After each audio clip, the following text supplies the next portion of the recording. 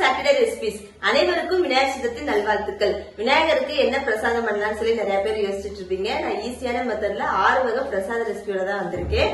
இனிப்பு கொலக்கட்டை, பால் கொலக்கட்டை, பிடி கொலக்கட்டை, பூர்ண கொலக்கட்டை, இனிப்பு அவல், பாயாசம், இந்த மாதிரி 6 வகை பிரசாத ரெசிபி எப்படி செய்யலான்றதை இந்த வீடியோல பார்க்கலாம். பிரசாத ரெசிபி பார்க்கறதுக்கு முன்னாடி சாட்டர்டே ரெசிபிஸ் சேனல் சப்ஸ்கிரைப் பண்ணாங்க, சப்ஸ்கிரைப் பண்ணிக்கோங்க. வாங்க வீடியோக்குள்ள போலாம். ஃபஸ்ட்டு நம்ம பார்க்க போகிற பிரசாத ரெசிபி ரொம்ப டேஸ்டியான பால் கொலக்கட்டை எப்படி செய்யுதுன்னு சொல்லி பார்க்கலாமா?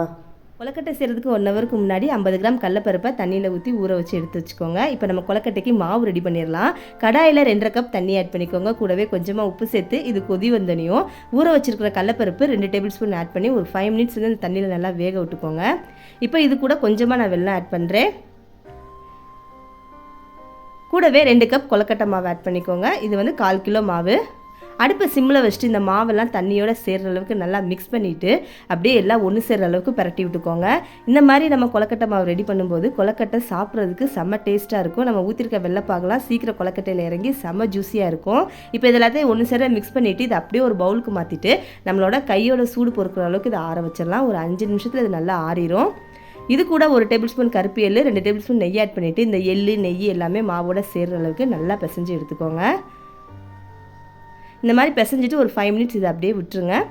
5 மினிட்ஸ் கழிச்சிட்டு 2 கையிலையும் எண்ணெய் தடவிட்டு கொஞ்சமாக மாவு எடுத்து சின்ன சின்ன உருண்டையாக உருட்டி எடுத்துக்கோங்க. அப்போ தான் வெள்ளைப்பாகலாம் ஈஸியாக கொலக்கட்டைக்குள்ளே இறங்கி சாப்பிட்றதுக்கு நல்லா ஜூஸியாக டேஸ்டியாக இருக்கும்.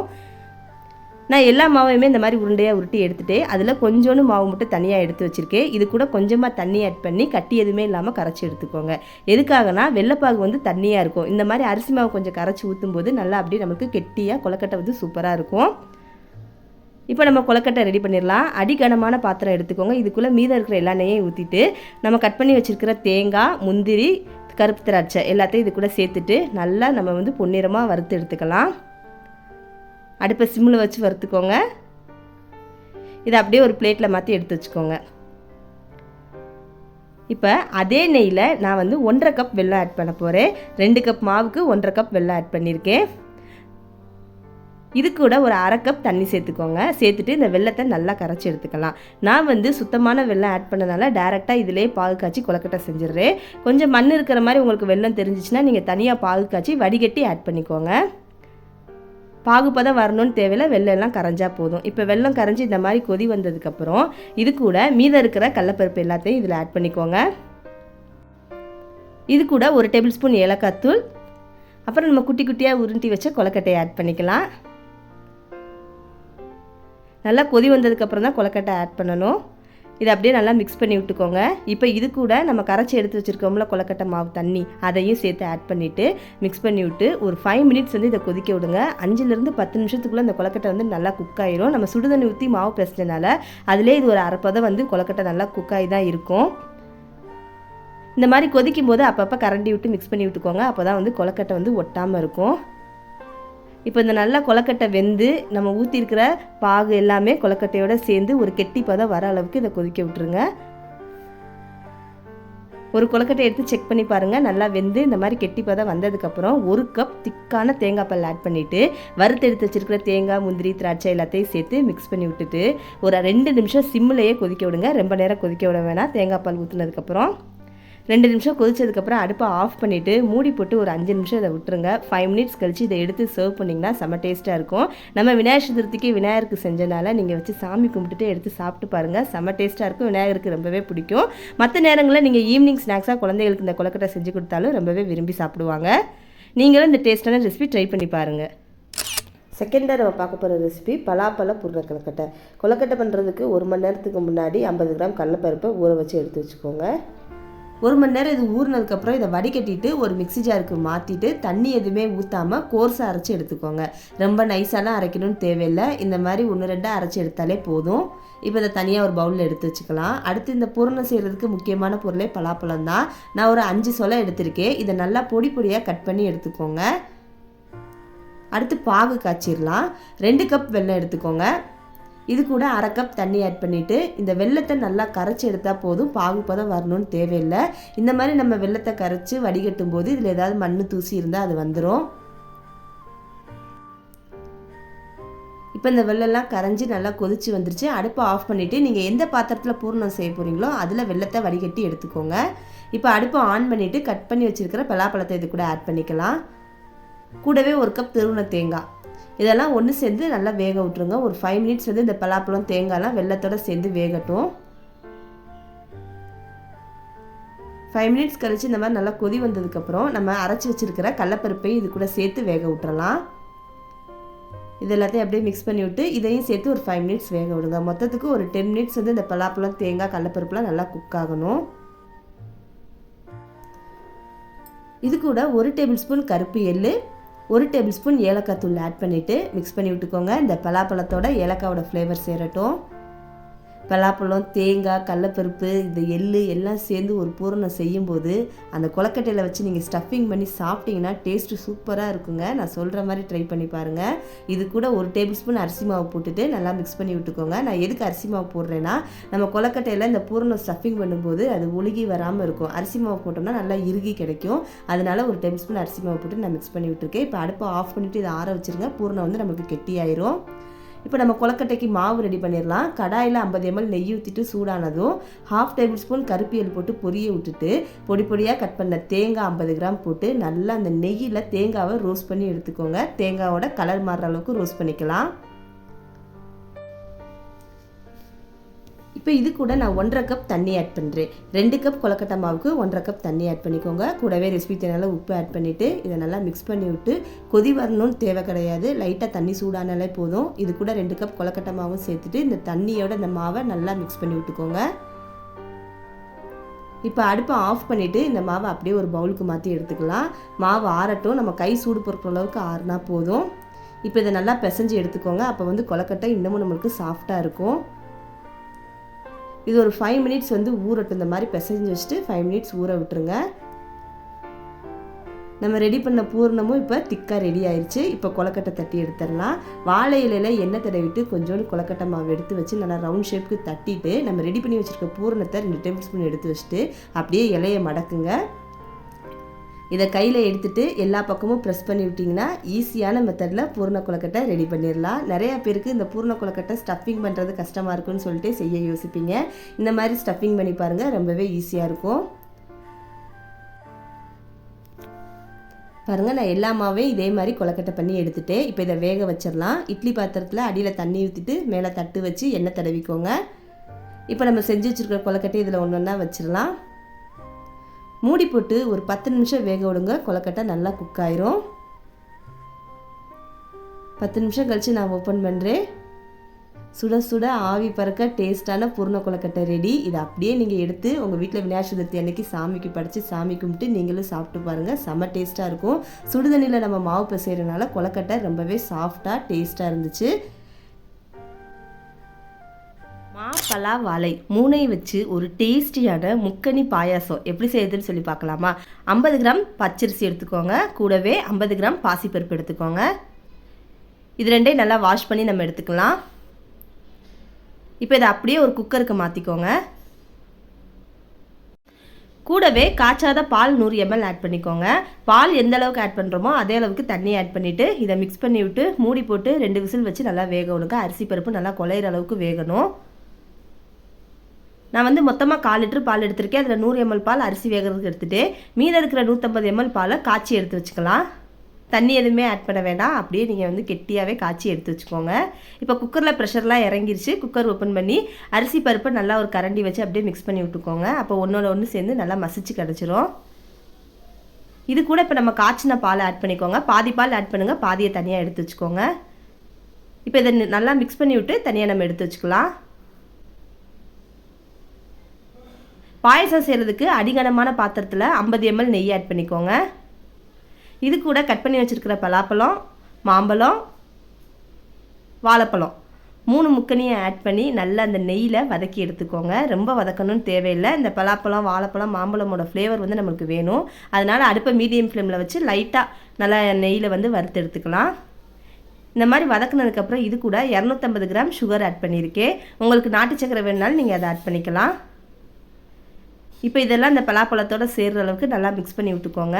இந்த ஜீனி வந்து உருகி இது கூட இந்த மாம்பழம், பலாப்பழம், வாழைப்பழத்தோட இந்த ஜீனியோட அந்த இனிப்பு வந்து சேர்கிற அளவுக்கு ஒரு 10 நிமிஷம் நல்லா மிக்ஸ் பண்ணி விட்டு வேக வச்சு பால் ஆட் பண்ணி வச்சுருக்கிற அந்த அரிசி பருப்பை இது கூட சேர்த்துக்கலாம். சேர்த்துட்டு இதையும் சேர்த்து நல்லா மிக்ஸ் பண்ணி விட்டுக்கோங்க. இப்போ இது கூட மீதம் இருக்கிற காய்ச்சின பால், திக்கான தேங்காய் பால் 1 கப் ஆட் பண்ணிக்கோங்க. ஆட் பண்ணிவிட்டு அடுப்பை சிம்மில் வச்சு இதை மிக்ஸ் பண்ணி விட்டு ஒரு 2 மினிட்ஸ் மட்டும் விட்டுருங்க. கொதிக்கணும்லாம் தேவை கிடையாது. தேங்காய் பால் ஊற்றிட்டு ஒரு 2 நிமிஷம் அடுப்பை சிம்மில் வச்சுட்டு அடுப்பை ஆஃப் பண்ணி இதை தனியாக எடுத்து வச்சுக்கலாம். இப்போ இந்த முக்கணி பாயசத்தோட டேஸ்ட்டை இன்க்ரீஸ் பண்ணுறதுக்கு கடாயில் 50 ml நெய் ஆட் பண்ணிக்கோங்க.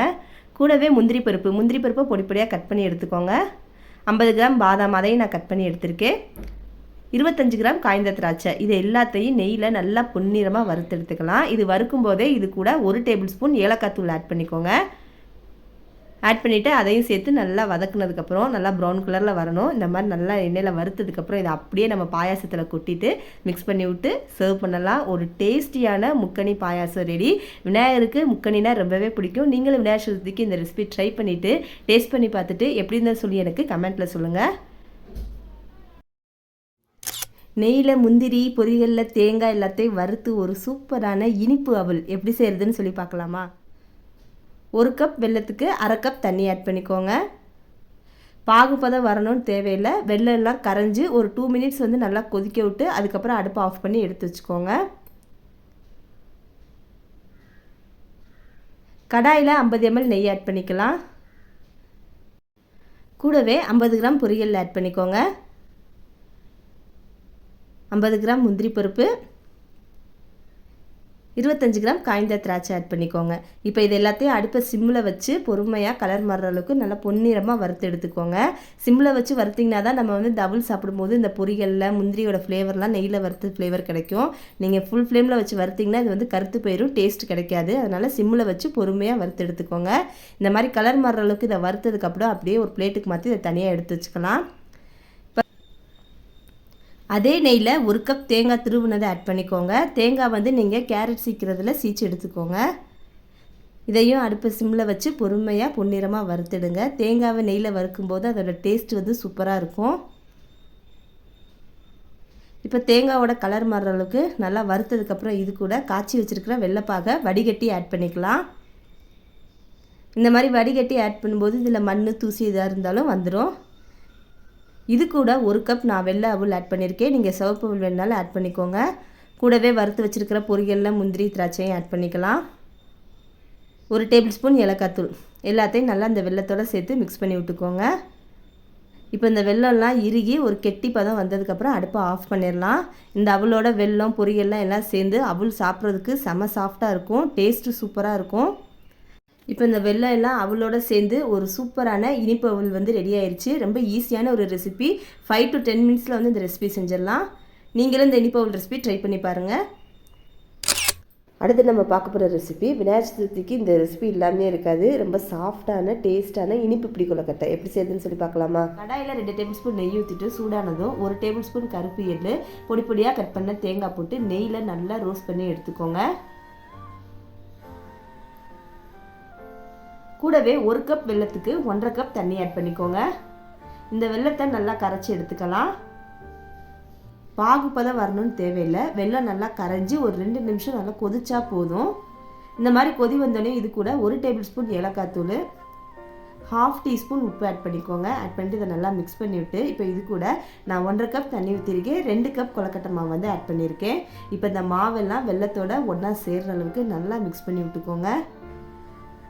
இந்த வெல்லம், தேங்காய், எள்ளு எல்லாமே ஒன்று சேரணும் மாவில். இந்த மாதிரி மிக்ஸ் பண்ணிவிட்டு அடுப்பை ஆஃப் பண்ணிவிட்டு இதை ஆற வச்சிடலாம். நம்ம கை சூடு பொறுக்கிற அளவுக்கு ஆறினோடனே இதை ஒரு பவுலுக்கு மாற்றி எடுத்துக்கோங்க. இது கூட ஒரு 3 டேபிள் ஸ்பூன் நெய் ஊற்றிக்கோங்க. ஊற்றிட்டு நல்லா பிசைஞ்சு எடுத்துக்கோங்க. நான் பிசையும் போதே பாருங்கள், நம்மளுக்கு நல்லா தெரியும் மாவு வந்து செம சாஃப்டாக இருந்தது. நல்லா இந்த மாதிரி பிசைஞ்சு இது ஒரு 10 நிமிஷம் வந்து ஊற விட்டுருங்க. 10 நிமிஷம் கழித்து நம்ம கொழுக்கட்டை பிடிச்சிடலாம். கொஞ்சமாக கையில் மாவு எடுத்து நல்லா உருட்டிக்கலாம். இந்த மாதிரி உருட்டினதுக்கப்புறம் நம்ம உள்ளங்கையில் வச்சு அப்படியே ஒரு அமுக்குனீங்கனாலே போதும். ஒரு சூப்பரான பிடி கொழுக்கட்டை வந்து ரெடி ஆயிடுச்சு. 2 கையிலையும் எண்ணெய் தடவிட்டு நான் சொன்ன மாதிரி கொலக்கட்டையை உருட்டி அப்படியே நம்ம உள்ளங்கையில் வச்சு ஒரு அழுத்தம் கொடுத்தீங்கன்னா போதும், சூப்பரான பிடி கொலக்கட்டை வந்து ரெடி. இதை அப்படியே எல்லா கொலக்கட்டையும் இது மாதிரி பிடிச்சி எடுத்துக்கோங்க. இப்போ நம்ம இதை வேக வச்சு எடுத்துடலாம். இட்லி பாத்திரத்தில் நம்ம செஞ்ச கொலக்கட்டை ஒவ்வொன்றா எடுத்து வச்சுக்கோங்க. வச்சுட்டு இதை மூடி போட்டு ஒரு 10 நிமிஷம் வந்து வேக விடுங்க. ஏன்னா நம்ம மாவு வந்து சுடுதண்ணியில் போட்டு நல்லா பிசைஞ்சனால ஆல்ரெடி குக்காகி தான் இருக்கும். ஒரு 10 நிமிஷம் வெந்தாலே போதும், இது நல்லா குக் ஆயிரும். 10 நிமிஷம் கழித்து நான் ஓப்பன் பண்ணுறேன். ரொம்ப டேஸ்டியான சாஃப்டான பிடி கொலக்கட்டை ரெடி. செம்ம சாஃப்டாக இருந்துச்சுங்க. நீங்களும் இந்த ரெசிபி விநாயகர் சதுர்த்திக்கு உங்கள் வீட்டில் ட்ரை பண்ணி பாருங்கள். அடுத்ததான் நம்ம பார்க்க போகிற ரெசிபி, எல்லா ரெசிபியுமே இனிப்பாக பார்த்தாச்சு. இப்போ கொஞ்சம் காரமாக ஒரு கார கொலக்கட்டை எப்படி செய்யறதுன்னு சொல்லி பார்த்துடலாமா? கார கொலக்கட்டை செய்கிறதுக்கு 1 கப் கொலக்கட்டை மாவு எடுத்துக்கோங்க. கூடவே 1 டேபிள் ஸ்பூன் வெள்ளை எள்ளு ஆட் பண்ணியிருக்கேன். 1/2 டீஸ்பூன் உப்பு ஆட் பண்ணிக்கோங்க. இது கூட கொஞ்சம் கொஞ்சமாக சுடுதண்ணி ஊற்றி அப்படியே இந்த மாவை வந்து பிசைஞ்சு எடுத்துக்கலாம். வெது வெதுப்பான தண்ணி இருந்தால் போதும், ரொம்ப சூடாக இருக்கணும்னு தேவையில்லை. ஆனால் கொஞ்சம் கொஞ்சமாக ஆட் பண்ணி மாவு வந்து மிக்ஸ் பண்ணிக்கோங்க. இப்போ எல்லா மாவையும் மிக்ஸ் பண்ணிவிட்டு இது ஒரு 2 நிமிஷம் ஆற விட்டுட்டு இது கூட 1 டேபிள் ஸ்பூன் நெய் ஆட் பண்ணிவிட்டு அப்படியே நல்லா பிசைஞ்சிக்கோங்க. நம்ம கை சூடு பொறுக்கிற அளவுக்கு ஆறுனதுக்கப்புறம் கை போட்டு நல்லா பிசைஞ்சு எடுத்துக்கோங்க. இது ஒரு 10 நிமிஷம் வந்து ஊறட்டும். இப்போ இதிலேருந்து கொஞ்சமாக மாவு எடுத்து சின்ன சின்ன உருண்டையாக உருட்டிக்கோங்க. கொலக்கட்டை உருட்டும் போது 2 கையில் எண்ணெய் தடவிட்டு உருட்டினீங்கன்னா கையில் வந்து மாவு ஒட்டாமல் வரும். இந்த மாதிரி உருட்டி எல்லாத்தையும் நான் எடுத்துட்டேன். இப்போ இதை நம்ம வேக வச்சிடலாம். இட்லி பாத்திரத்தில் நம்ம உருட்டி வச்சுருக்க கொலக்கட்டையை ஒன்றா வச்சுட்டு அப்படியே மூடி போட்டு ஒரு 10 நிமிஷம் வந்து இதை வேக விடுங்க. நீங்கள் எப்போ கொலக்கட்டை செஞ்சாலும் சுடுதண்ணி ஊற்றி மாவு பிசைஞ்சு செய்யுங்க. அப்போ வந்து கொலக்கட்டை ரொம்பவே சாஃப்டாக இருக்கும். 10 நிமிஷம் கழித்து நான் ஓப்பன் பண்ணுறேன். இப்போ சாஃப்டான கொலக்கட்டை வந்து ரெடி. இப்போ இதை வந்து நம்ம தாளிச்சிடலாம். கடாயில் 2 டேபிள் ஸ்பூன் நல்லெண்ணெய் ஊற்றிக்கோங்க. எண்ணெய் சூடானதும் 1/2 டேபிள் ஸ்பூன் உளுந்து, 1/2 டேபிள் ஸ்பூன் கடுகு, 2 வரமிளகாயை கிள்ளி ஆட் பண்ணிக்கலாம். கூடவே ஒரு கொத்து கருவேப்பிலை. இதெல்லாம் நல்லா எண்ணெயில் தாளிச்சதுக்கப்புறம் நம்ம வேக வச்சு எடுத்து வச்சுருக்க கொலக்கட்டையை இது கூட சேர்த்துக்கலாம். கூடவே துருவன தேங்காய் ஒரு 3 டேபிள் ஸ்பூன் ஆட் பண்ணியிருக்கேன். 2 டேபிள் ஸ்பூன் நெய் ஆட் பண்ணிவிட்டு நல்லா இதை அப்படியே எண்ணெயிலையும் நெய்லையும் ரோஸ்ட் பண்ணி எடுத்துருங்க. இந்த தேங்காய் கூட இந்த கொலக்கட்டைலாம் சேரும்போது செம்ம டேஸ்ட்டாக இருக்கும். இதில் போட்டிருக்க வரமிளகாவே போதும் காரத்துக்கு. இன்னும் கொஞ்சம் காரம் வேணும்னா 2 மிளகா சேர்த்து போட்டுக்கோங்க. இதை நல்லா ரோஸ்ட் பண்ணி எடுத்துட்டிங்கன்னா ஒரு டேஸ்டியான கார கொலக்கட்டை ரெடி. நீங்கள் 6 வகை பிரசாத ரெசிபி எப்படி செய்யறதுன்னு சொல்லி பாத்தீங்களா? ரொம்ப ஈஸியான மெத்தட்ல எப்படி செய்யறதுன்னு நான் சொல்லியிருக்கேன். நீங்களும் விநாயகர் சதுர்த்திக்கு இந்த ரெசிபிஸ்லாம் உங்க வீட்டுல ட்ரை பண்ணிட்டு உங்க வீட்டுல விநாயகர் சதுர்த்தி எப்படி செலிப்ரேட் பண்ணீங்க அப்படின்றத கமெண்ட்ல சொல்லுங்க. நம்ம போடுற வீடியோஸ் ரெசிபிஸ் எல்லாம் லைக் பண்ணுங்க, ஷேர் பண்ணுங்க. நம்மளோட சாட்டர்டே ரெசிபிஸ் சேனலை சப்ஸ்கிரைப் பண்ணிக்கோங்க. இன்ஸ்டா பேஜை ஃபாலோ பண்ணிக்கோங்க. தேங்க்ஸ் ஃபார் வாட்சிங்.